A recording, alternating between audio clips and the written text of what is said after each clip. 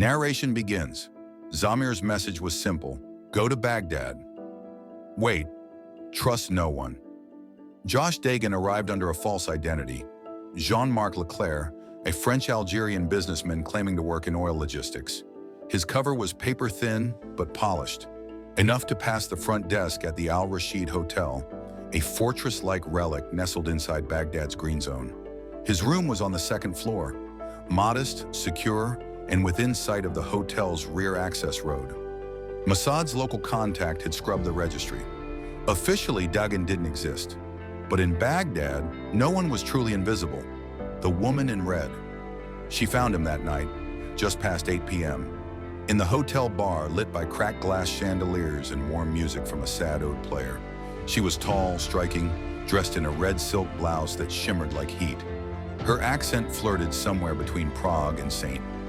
Petersburg. You look like you're waiting for someone who's late, she said, sitting beside him uninvited.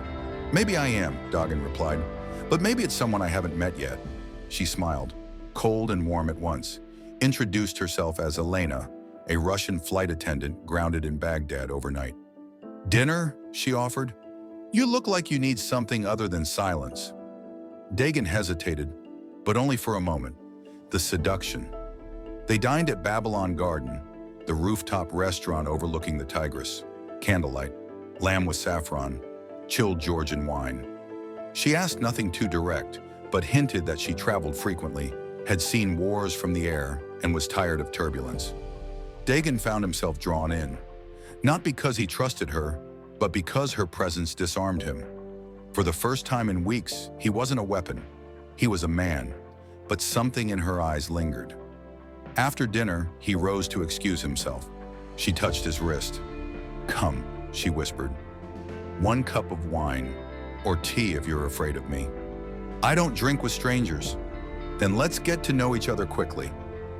The 5th floor, her room smelled of jasmine and danger. The curtains were drawn, the lights were soft.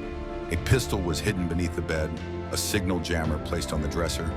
They drank wine, but not much.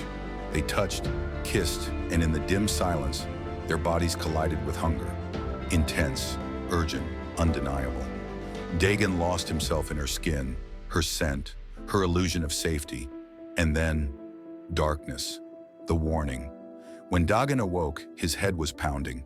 The wine had been laced, not enough to hurt him, but just enough to knock him into dreamless sleep.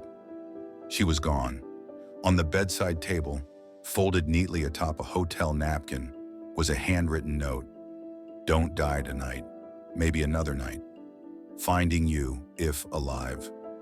There was no trace of her, no camera footage, no name, no scent, just silence. Downstairs, a Mossad spotter confirmed what Dagan had not seen. Iranian Revolutionary Guard agents had entered the hotel at 2 a.m. They had been looking for someone on the 2nd floor. Him. He left the hotel by sunrise, disappearing into a safe house in Karada under a new alias. The Wait. For days, he heard nothing from Zamir. He moved apartments twice, changed phones 3 times. Once, a man in a leather jacket followed him through a market. Dagan lost him near a butcher's stall and never returned to that side of the river. Finally, on the 4th day, a secure text came through Mossad's burst channel.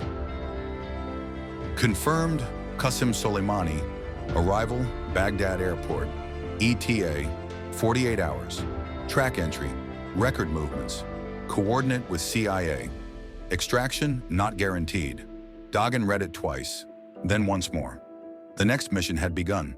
This time, history would remember the name.